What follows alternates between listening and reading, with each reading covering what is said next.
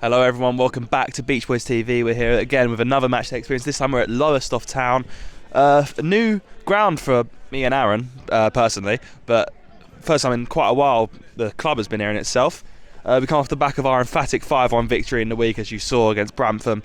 Slightly different conditions, of course, different pitch. That was on Astro.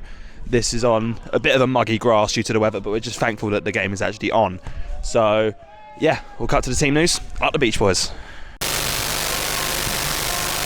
And here come the two teams then, just got run through quickly that team news. Got one change from the game on Tuesday night, that is Perry Dunn, who comes in for captain Tom Stephen. Jamal Allen will be leading the line today, as we'll start off with number 1, Charlie Brown in goal. Back 3, Teddy Perkins, Jamal Allen and Perry Dunn. Owen Moore, who's of course man of the match on Tuesday night, and Freddie Bewers is our wing backs. Midfield 3, Ollie Spooner, Charlie Panton and Lewis Hayes. Stephen Toussaint and Harrison Day leading the line.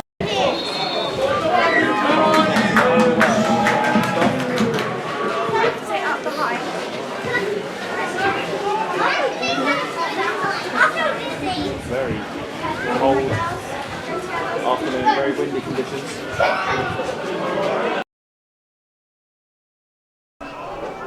So number 10 on that right hand side, Jamal Allen steps in, leading the side today as mentioned, in the absence of Tom Stephen.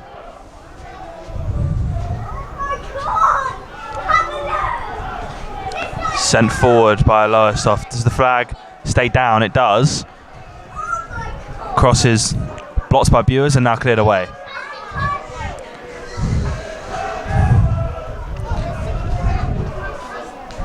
So look to clip a ball into the box. Well won in the air by Teddy Perkins. And Concord can now what looked to be a bit of controlled possession. Spooner gives it away, however.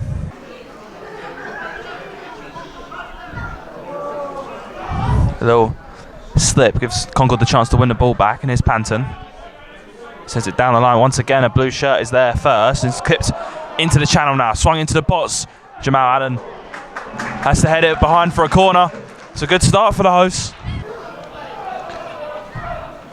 Swung right onto Charlie Brown. Does well to get a hand to it. And well, instead I think by Bewers, that Day looks to close it down. And the strike is just wide. It's a one-man wall for Concord. Owen Moore it is. The rest marking up in the box. It's the free kicks. Whipped in towards the back post. Teddy Perkins gets up. And the header from number 10, I believe, just goes over the top onto the roof of the net.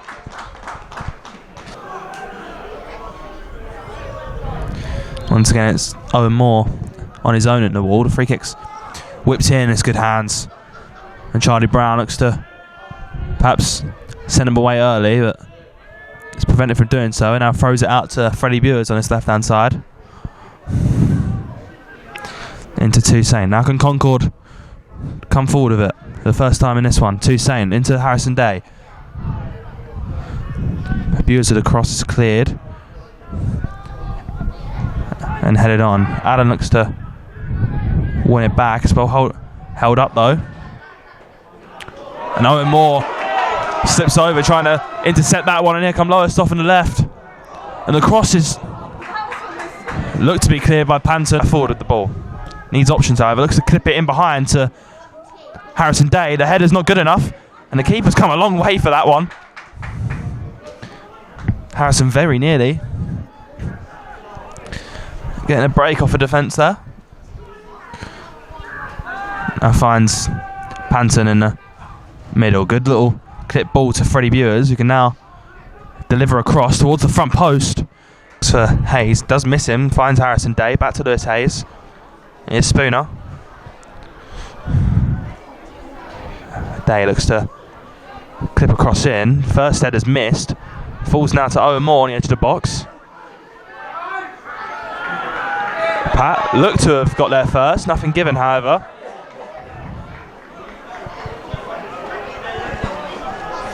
And a really good tracking back that from Owen Moore. Here's Moore, goes over the top. Toussaint, no foul given. Really good chance here for Concord. Toussaint looks to play it across the box. Clearance, however, just goes straight onto the air. Falls to Harrison Day. Shot's blocked. And cleared away eventually. Here come Lowestoft on the counter then. And he's through on goal here. Perry Dunn chasing back. Does really well to get back in the end. Does Perry. Still on the ball, Lowestoft. Looks to whip a cross in, cleared away by Perkins. The free kick is whips in. Brown came but didn't get there. And it's cleared back into the box and falls in the 6-yard box, cleared away by Spooner. Header sent back in. Panton swing and a miss. Sent back in towards the back post, and Perry can let it run out for a goal kick.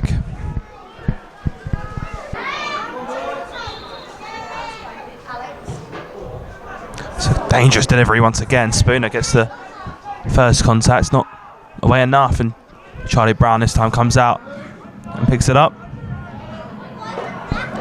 Yeah, again, look to perhaps get it away quickly. No option arose itself, however. Decides to roll that out to Bewers, who can send it forward, looking for Toussaint over the top, and gets there. And Stephen Toussaint, one-on-one against the goalkeeper, goes round him and puts it into the back of the net.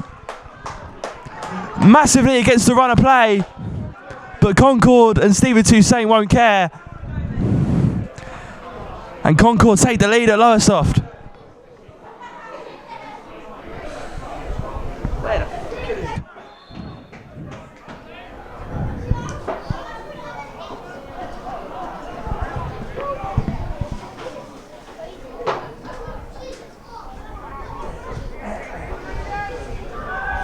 Yeah, again, Toussaint looking to get in behind keeper this time. Does get there. Send forward, Allen wins the header. Lowestoft now look to pick it up in the midfield.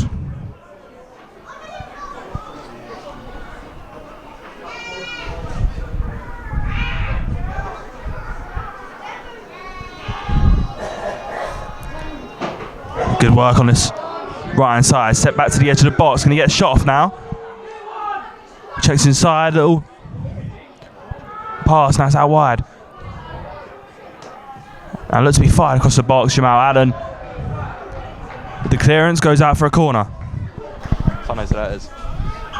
Corner swung in by Hayes. A poor delivery, it must be said. Now Lowestoft can come the other way.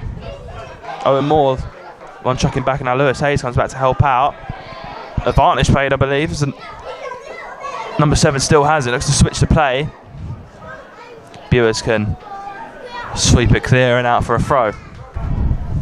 Harrison's one back over, and Spooner slides in. Stephen Toussaint on the left. Looks to play towards the edge of the box, is intercepted, and now Lowestoft can come the other way. As Bewers falls over and it's played down the line. Jamal Allen, the one tracking it back. Does really well, great sliding tackle from the skipper. Does well to keep it in as well.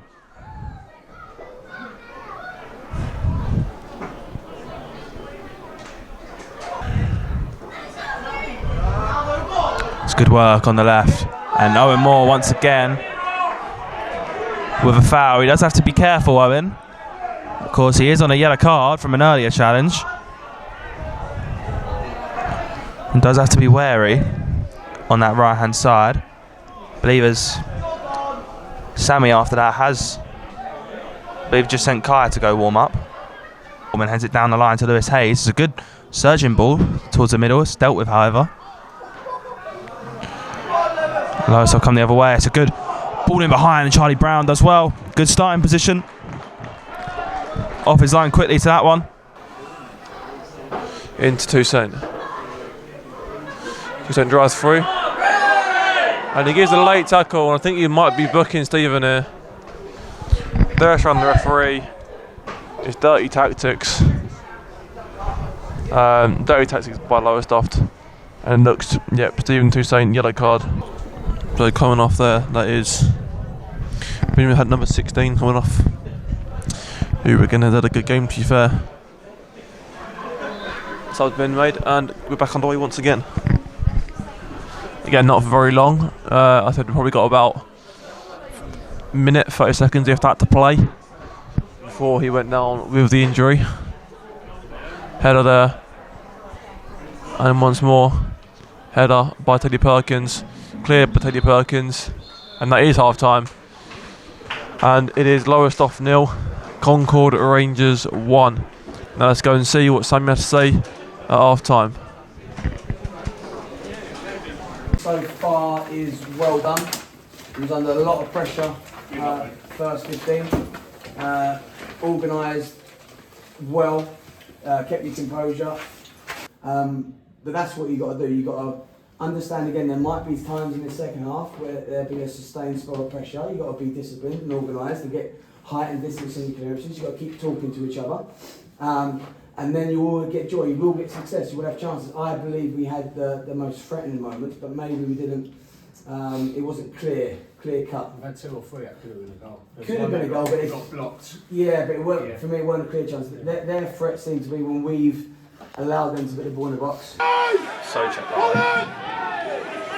Yes, Bullock, drop! First corner of the second half goes the way of the home side. Swung in. Towards the penalty spot is. Clips in, it's headed on towards the back post. No one on the end, it'll be a goal kick. Yeah. Here's good ball by Bewis to find Harrison Day. Looks to clip towards the back post. Kai Torres is underneath it.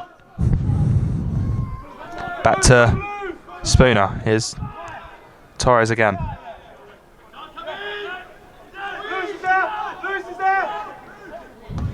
Panton out to Torres is good. Ball into the box, really good goalkeeping once again. Can't remember where we got him from. We had him last season. Hold on. Quick throw in. It's played across the box on the strike, I believe. Bewers looks to do enough to either get a block on it or put him off. The referee.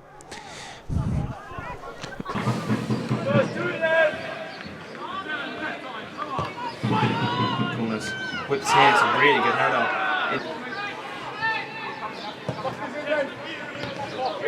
Kick is falls straight to a pink shirt and Ollie Spoon and plays in Chris Otti. Concord with a real opportunity to break into the box. Otti into Spooner, one more for Harrison. Cuts inside, fires the shot, Harrison Day!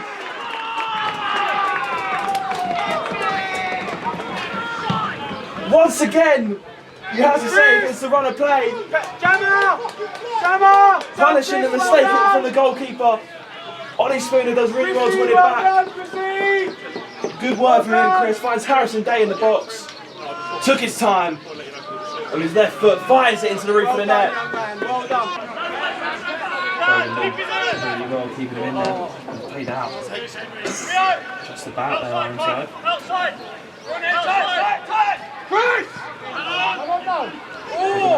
Another mistake at the back, a loose touch.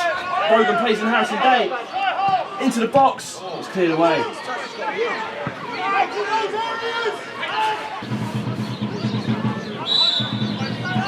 Free kick will be looked in towards. That's all the way in. It looks to be a challenge on Charlie Brown.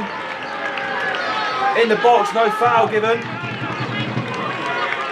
It's all the way from the free kick and Lowestoft have one back. The header, it's Torres. Good, go on, The ball behind to Harrison's playing back. Harrison, drop in for Spoon! Hey, drop in for Spoon! Pressing. Come in behind her and the number 10's through on goal. Big save by Charlie Brown.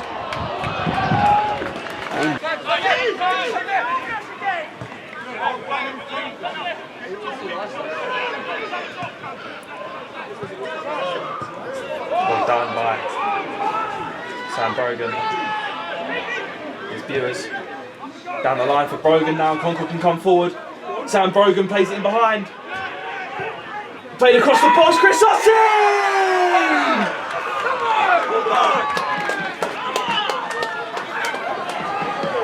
Just as the home side. We're pressuring for an equaliser once again.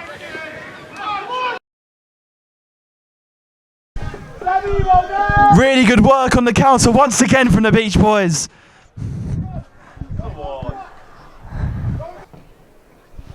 It's played into the edge of the box, set back.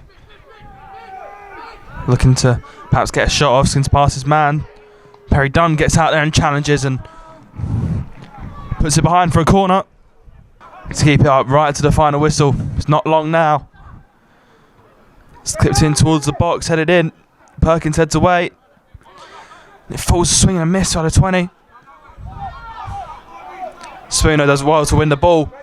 Now Torres can come the other way, and there's the full-time whistle. A massive 3 points on the road for Concord. They had to work hard for it. Lowestoft for sure had the better possession, but the main thing that matters is that scoreline. And we come away with 3 goals and 3 points here at Lowestoft.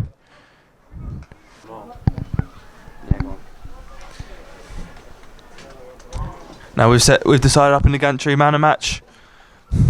Jamal Allen, of course, stepping in as skipper today in the absence of Tom Stephen. That whole back three, must be said, was imperious today in the air. Played a massive part in us defending very well for that 90 minutes and getting the 3 points. Hope you all enjoyed this match day experience. See what Sammy has to say after that one. Here's Sam Collins after today's hard-fought victory here in Lowestoft. First of all, Sammy, thoughts on that one? Yeah, you said it there, hard fought. I think that was a proper away performance. Lowestoft, very good, effective side. They had us under pressure for long periods of the game. I don't think we got out our half the first 15, but we was disciplined, we was organised. We rode storms and we took chances when they come. And essentially, again, looking at away performances, that was very, very good. Made it a little bit harder for ourselves, I think. Once going 2-0 up to concede quite soon, I think it was 3 minutes after we got the second, maybe could have managed it better after that second goal. So I think we gave away possession a little bit cheaply, maybe, then we give away a foul. But again, credit to the group. Once they've then got their foot in the game with the goal back, we haven't crumbled. We've rode storm again and then managed to be able to go and get the third one. So I'm really proud of the players. Similar going back to the Cambridge, I know it was a 1-0 away performance, but when you're not quite at it in terms of you're not dominating the game, you've got to be really resilient, and the group was fantastic today, defending their box, defending their half.